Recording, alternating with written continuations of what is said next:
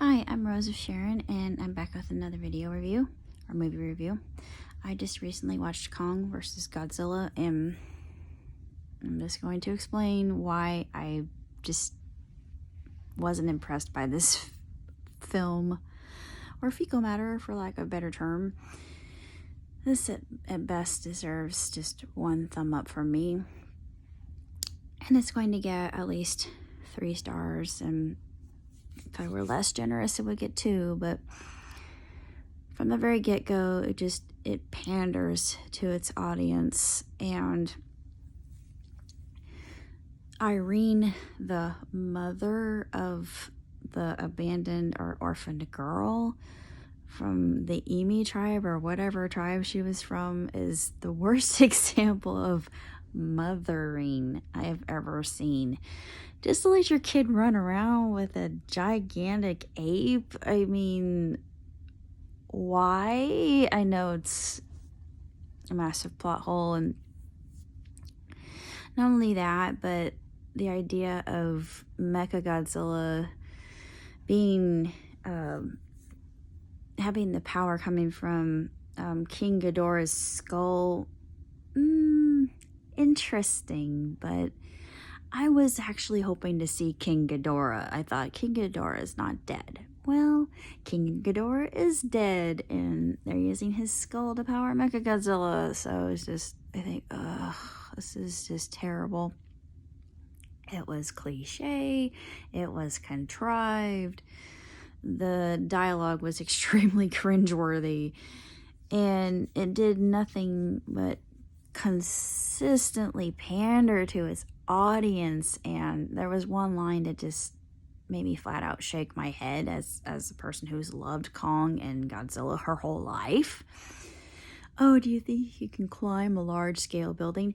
Dude, he's a freaking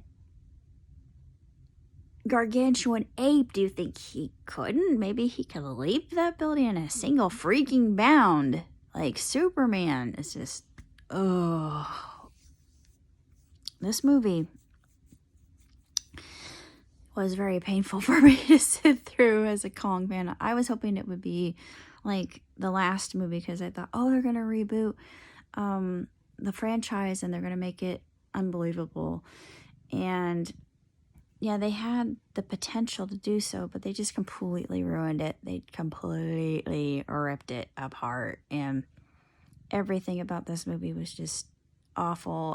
I felt bad for Millie Bobby Brown, because she didn't even have a chance to communicate with any monsters in this one, unlike the last one with Mothra. And I was thinking, please let Mothra come back. Please let Mothra come back. We saw no trace of Mothra, and I was very disappointed. And there could have been that potential for her to come back, but I know it was about Kong and Godzilla. And when what I thought would happen, which is Mechagodzilla gaining sentience.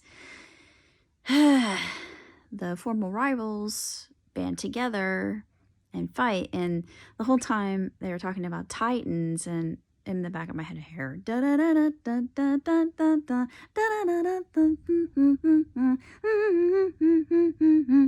yes, I know I'm a nerd. Don't judge me. But I was thinking of Attack on Titan. Yeah, 2 totally different things. Anyway, I didn't care for the movie. I thought the movie was absolutely ridiculous. It was just horrible, and I hated it. I just hated it. There were some things I thought, okay, so maybe this will have some redeeming qualities. Yeah, nope. The kid who played Fistburner, or whatever his name is, in Deadpool 2 was in it. I was happy to see him, but he had more of a role where it was pigeonholing him, making him the fall guy character, basically. You know, the comedy relief, though. It's like Laurel and Hardy, and Hardy's always the comedy relief because he's a fat guy. Same thing here. I thought, oh, man, this is so overdone. I mean, I don't mind having a straight character and a funny guy, just like with Millie and a kid, and I remember something, I had seen a video, I thought, oh yeah, so this kid has been in a movie before. He was in Hunt for the Wilder People, which I haven't seen yet, and being a fan of foreign film, I think, yeah, I've got to see it. It's what they call a Kiwi film, and people from New Zealand are called Kiwis because that's their most common animal. Makes sense, doesn't it? I just thought it was so dumb. And they had a main character, their hero was an engineer who was into conspiracy theories, and they talk a bit about Hollow Earth, which part of me wants to believe Hollow Earth, but of course my friend is more analytically minded than me, and he said, oh, well, that theory doesn't really hold water, and how would this work if there really were Hollow Earth? And I thought, okay, you're going against my sensibilities here, but you have a point, and I agree with it. So I used to believe that Hollow Earth was a thing, and now I'm not so much. My mind was changed in that aspect, so I don't think Hollow Earth could hold water, quite literally. I didn't care at all for the movie. If you're a fan, just avoid this one, because everything about it is wrong. I should say. I don't think there's even an ounce of anything good that could come out of it. Especially, I was sorry for Gia. Like I said, she's this little girl, and her so-called mother is letting her roam around.